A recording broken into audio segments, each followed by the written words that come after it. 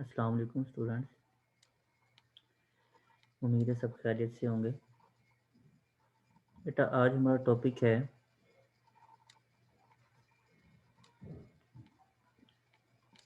Errors, types of errors. कि C program के अंदर जो है हमारे किस किस टाइप के एरर्स जो हैं वो अकर होते हैं। ठीक है। अच्छा, सबसे पहले हम देखते हैं कि बग क्या होता है और डीबग क्या होता है। बग बग क्या है? एक एरर है। एरर को हम बग कहते हैं।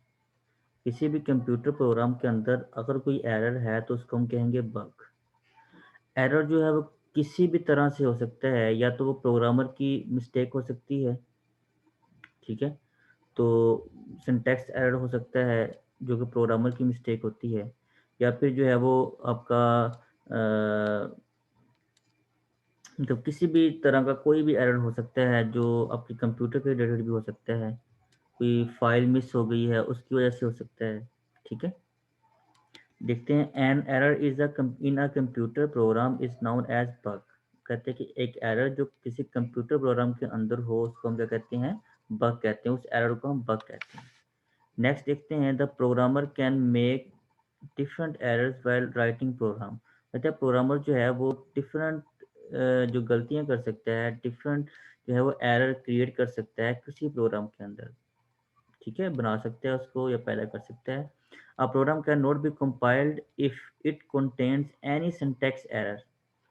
मतलब कि आपका जो प्रोग्राम है वो कंपाइल नहीं होगा अगर उसमें किसी भी टाइप का कोई सिंटैक्स एरर होगा। ठीक है। The compiler detects error and display error message to describe the cause of error. मतलब कंपाइलर जो है वो एरर को डिटेक्ट करता है, बग को डिटेक्ट करता है, फिर आपको डिस्प्ले भी करवा देता है कि आपकी कौन सी लाइन में क्या मिस्टेक है। ठीक है। आगे, the error must be remove from the programme before it can be compiled and executed. कहते हैं कि कोई ऐसा एरर है तो उसको कंपाइल होने से पहले पहले रिमूव कर देना चाहिए। The process of finding and removing bugs is known as debugging. मतलब कि किसी भी प्रोग्राम के अंदर से हमने कोई एरर को रिमूव करना या ख़त्म करना, उसको हम कहते हैं डीबगिंग। बग क्या होता है? एरर। एरर को रिमूव करने के अमल को हम क्या कहते हैं? डीबगिंग। क्लियर? जी बेटा, नेक्स्ट हम देखते हैं कि टाइप्स ऑफ एरर्स, कि आपकी प्रोग्राम के अंदर कितने टाइप के एरर जो हैं वो हो सकते हैं।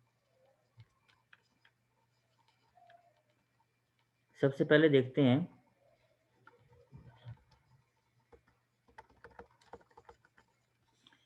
कि सबसे पहला एरर क्या है? Syntax error. अब सिंटैक्स एरर क्या होता है? एक जनरल तौर पर आपको बताऊं कि अगर आप ने प्रोग्राम के जो रूल बने हुए हैं, जो मेथड बना हुआ है, उसके मुताबिक प्रोग्राम नहीं लिखा तो उसको हम कहते हैं सिंटैक्स एरर। ठीक है। अच्छा, देखते हैं, a collection of rules for writing program in a programming language is known as syntax. Syntax हम पहले पढ़ चुके हैं। सिंटैक्स क्या है? कि रूल्स हैं या कलेक्शन ऑफ रूल्स हैं जो कि किसी प्रोग्रामिंग लैंग्वेज की प्रोग्राम लिखने में, किसी भी प्रोग्रामिंग लैंग्वेज में अगर हम कोई भी प्रोग्राम लिखते हैं किसी भी लैंग्वेज में, ठीक है, उसका एक अपना रूल होता है। अ कलेक्शन ऑफ रूल, उस लैंग्वेज को लिखने के लिए जितने भी रूल्स हैं उसको हम क्या कहते हैं? Syntax.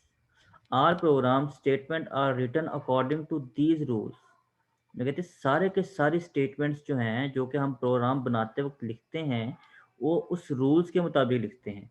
Syntax error is a type of error that occurs when an invalid statement is written in program. कहते हैं सिंटैक्स एरर कब आपका अकर होता है, कब पैदा होता है, कब बनता है? जब आप कोई भी स्टेटमेंट इनवैलिड लिखते हैं जो कि सिंटैक्स के मुताबिक नहीं होती। The compiler detects syntax error and display error message to describe the cause of error. Compiler क्या करता है? उस एरर को डीबग करता है, मतलब डिटेक्ट करता है। ठीक है। डिटेक्ट करने के बाद उसको डिस्प्ले करवाता है। ठीक है। अच्छा, उसको a program containing syntax error can not be compiled successfully. वो कहता है वो वाला प्रोग्राम जिसके अंदर कोई भी सिंटैक्स एरर हो, ठीक है, वो क्या कंपाइल बिल्कुल प्रॉपर कंप्लीट जो है वो कंपाइल नहीं हो सकता। आगे उसने बताया हुआ है कि कुछ कॉजेज हैं कि जिस जो सिंटैक्स एरर आपके प्रोग्राम में लाने का बायस बनती हैं। सबसे पहला क्या है, the statement terminator is missing at the end of statement.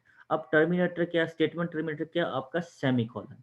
ठीक है, मैंने जब पिछले लेक्चर में आपको बताया था कि हर स्टेटमेंट जो बॉडी ऑफ स्टेटमेंट है उसकी हर स्टेटमेंट के लास्ट के ऊपर जब हमने नई लाइन पे आना है, हर स्टेटमेंट के लास्ट पे हमने क्या एक सेमी कॉलन लगाना है। अगर वो मिस होगा तो क्या आपका सिंटैक्स एरर आएगा। सेकंड क्या है, a misplace a misspelled keyword is used in the program. कोई ऐसा कीवर्ड जो कि प्री डिफाइंड हो, जिस तरह प्रिंट है, प्रिंट PRINT प्रिंट। अब हम प्रिंट को PRNT कर दें, ठीक है, आई मिस कर दें, तो क्या ये आपका सिंटैक्स एरर हो जाएगा। इस तरह नेक्स्ट देखते हैं, any of the delimiter is missing. अब डेलीमीटर क्या था, हमने कहा था करली ब्रैक्स जो होती हैं, जो कि आपकी स्टार्टिंग ब्रैक है और क्लोजिंग ब्रैक है, अगर उसमें से कोई एक ब्रैक मिक्स हो तो फिर भी आपका क्या सिंटैक्स एरर आता है। एग्जाम्पल के तौर पे टाइपिंग फोर, FORR4, ठीक है, FORR4 इंस्टेड ऑफ FOR, मतलब FOR की बजाय, इंस्टेड होता है की बजाय, FOR की बजाय हम FORR लिख दें, is an example of syntax error. तो ये आपका क्या होगा, सिंटैक्स एरर होगा। उसकी एग्जाम्पल उन्होंने ये दी है आपको। इसके बाद है लॉजिकल एरर्स। अब लॉजिकल एरर्स क्या होते हैं, a type of errors that occur due to poor logic of the programmer is called logical error. मतलब अगर कोई मिस्टेक करता है कि कोई किसी को ये नहीं पता कि इसको मल्टीप्लाई करना था या डिवाइड करना था, प्लस करना था, माइनस करना था, या ग्रेटर देन करना था या लेस देन करना था, जो भी ये इस तरह की जो कंडीशंस हैं, अगर वो उसमें कोई मिस्टेक आ जाए, फॉर एग्जाम्पल हमने लिखना था कि ए ग्रेटर देन है 5 से, हमने लिख दिया ए लेस देन है 5 से, तो ये क्या है, आपका लॉजिकल एरर है। A statement with logical error may produce unaccepted and wrong results in the program। वो कहते हैं कि स्टेटमेंट जो कि लॉजिकल एरर जिसके अंदर हो, तो उसमें क्या कि ऐसा एक उसका रिजल्ट जो है वो आपके मुताबिक नहीं होगा। मतलब आप चाह रहे थे कि मैंने 2+2 करना है, ठीक है, 4 आंसर आना चाहिए, लेकिन वहां पे आपने 2 - 2 कर दिया, आंसर 0 आ गया। मतलब जो आप एक्सपेक्ट कर रहे थे वो आपका एरर नहीं है, वो आपका सॉरी आपका रिजल्ट नहीं है। ठीक है, ये क्या आपका लॉजिकल एरर। इसमें हमें पता नहीं चलता कि आपका एरर कहाँ पे आया है, हमें खुद ढूंढना पड़ता है, क्योंकि उस लॉजिक के मुताबिक आपका प्रोग्राम जो है वो हल कर दिया जाता है, प्रोग्राम जो है वो एग्जीक्यूट कर दिया जाता है, लेकिन उसका रिजल्ट आपके मुताबिक नहीं आता। नेक्स्ट देखते हैं, logical error are difficult to find because translator can not detect these errors. तो हमें पता ही नहीं चलता कि ये एरर है, ठीक है, ट्रांसलेटर जो है उसको नहीं, आपका कंपाइलर जो है उसको नहीं बताता कि ये आपका एरर है, इसलिए हमें इसको ढूंढना जो है वो मुश्किल आती है, ढूंढने में मुश्किल आती है। The logical error can only be detected by examining the program thoroughly. मतलब वो कहते हैं कि पूरे का पूरा प्रोग्राम जो है हमें वापस देखना पड़ता है, पूरा का टोटली प्रोग्राम जो है शुरू से लेकर लास्ट तक जो है वो हमें उसको उसका मुवाजना करना पड़ता है, उसको देखना पड़ता है कि कहाँ पे हमने गलती की। ठीक है, ज़्यादा टाइम कंज्यूमिंग आपका ये मेथड है, इसमें हम जो है वो टाइम हमें ज़्यादा लगता है, इसमें हमें कोई प्रोग्राम से एरर को डिटेक्ट करने के लिए या रिमूव करने के लिए। एग्जाम्पल वो बता रहा है कि using wrong conditions in program such as writing a less than 5 instead of a greater than 5। मतलब कि हमने ए ग्रेटर देन 5 लिखना था, उसकी बजाय हमने क्या लिख दिया, ए लेस देन 5।